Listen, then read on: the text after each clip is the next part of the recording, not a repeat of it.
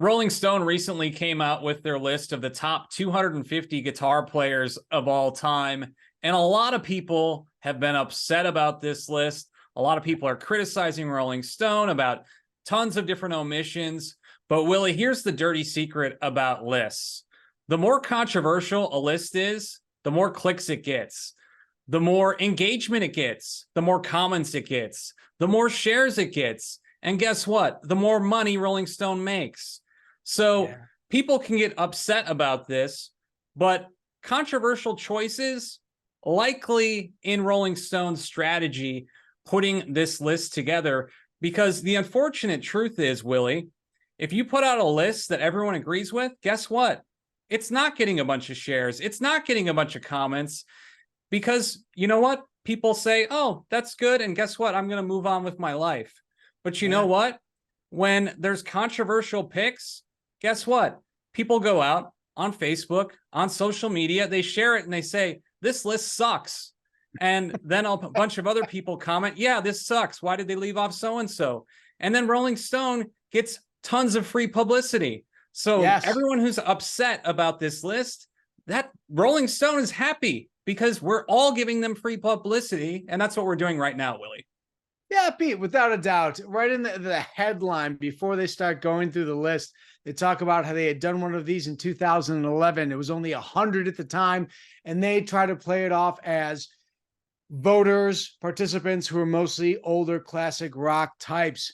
I'm sure that's all true. And it was geared more towards those types. But like you said, that's not the reason. They have learned the algorithm. It is better to make some ridiculous picks. Pete, however, I want to run through things quickly because I think there are some really good omissions, but I think more importantly, they've included some great people. First, I want to give shout outs to those who should be on the list, but were not on the list. Philip Sayce should be on the list. We speak about him all the time. Yep, I agree on that one. Is a guy who's not so much the blues rock canon, but he's a great finger picker. He was with Junip. He has some great albums, In Our Nature, Veneer. They're incredible. Nick Drake, in a similar nature, isn't on this list. Joe Bonamassa didn't make the list. Say what you want about the guy, but he should be on the list. Wendy Melvoin did not make the list. I saw so many tandems. Prince is at number 14. She played a big part in that band. How she is not on 250, I don't get it. Guess what Rolling Stone does? They're getting your eyeballs and drawing your ire. A couple other great picks. I love the facts, so I won't list the names. I thought Latin American guitarists were well represented in this list, and it's about time. There's some great music out there from people in Central and South America that people do not listen to. You should. I also thought Black women blues guitarists are on there. Memphis Minnie, Odetta, 147 and 144. I also think they are too low on this list, but thanks for at least mentioning them. Elizabeth Cotton at 36, one of the originals, and then also Sister Rosetta Tharpe at 6. Those are great picks. Too low, Robbie Krieger, 248 with the Doors. You've got to be kidding me. Mike Campbell played with Tom Petty forever, 180. Way higher than he should be. So is Skip James, Illinois Blues. He is what I would consider part of the pantheon of the original Black bluesmen. Rodrigo and Gabriela, glad they're there. 177 should be higher. So should Dave Davies with the Kinks. So should Dickie Betts, only at 145. Joe Walsh at 130. Otis Rush at 153. He should be way higher than that. Here were some good picks. Jerry Cantrell, Alice in Chains, 189. Marnie Stern. Most people, I don't really know how to describe her. She's so just expansive in the way she plays. Her tapping style, I think, is as good as, better than Eddie Van Halen. Bert Jansch, Vernon Reid at 42. Thank holy God he finally gets some recognition. And then for the ones that I think are really poor, Muddy Waters, 84. He should be higher than that. So should Hubert Sumlin. If you don't know that name, folks, that is Howlin' Wolf's guy. He's only at 73. Frank Zappa at 46. And Robert Johnson at 16. He's higher than 16. Come on. Especially when the ones that are reaching. Tom Morello at 18. That doesn't make sense considering Robert Johnson's only 16. Joni Mitchell, Love Her to Death. She's number 9. I think she's tremendous. I think her songwriting's better. Eddie Van Halen at number 4. Tremendous technician, but really, Chuck Berry at number 2, perhaps the godfather of rock and roll, but is the number 2 guitarist of all time. Pete, I think that's a reach. But as you said, Rolling Stone does this on purpose. Anything you thought about this list that you didn't really like or like stood out after my big screed? Because I studied that list and those were my thoughts. Yeah, outside of some of the things that you mentioned, Willie, one of the biggest glaring omissions for me was Tommy Emmanuel not being on that list. Yeah. I mean, if you talk about modern day guitar players, Tommy Emmanuel is as good as it gets. I mean, he may be the best guitar player on the planet. So Right. to not see him on the list at all is very surprising. Although it's actually not surprising because it's Rolling Stone. But Sure. you know what I'm saying. I mean, he should be course. on that list for sure. I mean, Tommy Emmanuel, the things that he's able to do with the guitar, you know, like the percussion sounds he's able to add while he's playing. I mean, he's just so ridiculously good.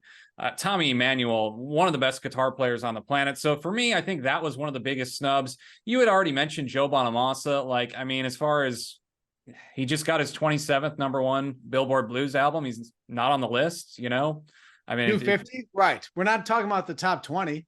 yeah, I mean, 250. I mean, I would say his body of work at this point, you know, would put him in the top 250. I mean, so that's, you know, again, not a surprise because it's Rolling Stone, but again, I would say, you know, definitely worthy. And beyond that, I mean, yeah, like I said before, Willie, Rolling Stone intentionally does controversial choices to get people talking. We're talking right now.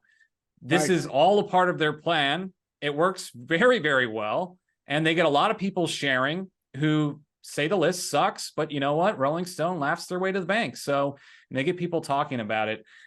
At the end of the day, it's all subjective, you know, Willie? Exactly. I mean, so there is no like true #1. You know, it's all opinion. I mean, to one person, the best guitar player in the world could be not even in the top 250, you know, for another person.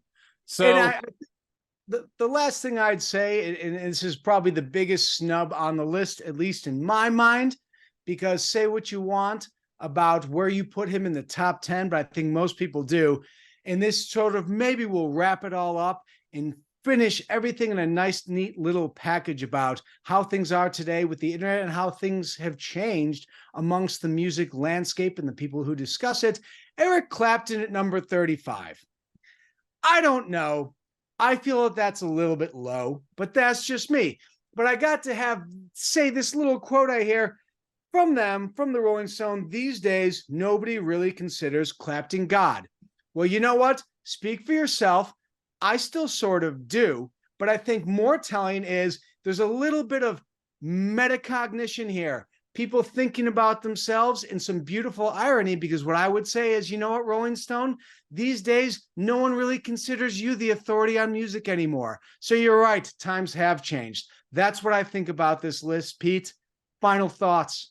Yeah, again, there's obviously a lot of glaring omissions. Gary Moore, another one that a lot of blues rock fans are like, where the hell is he? He's not on the list. But yeah, I mean, it's a subjective thing. What do you guys think? Let us know down in the comments section below what you think about this 250 list.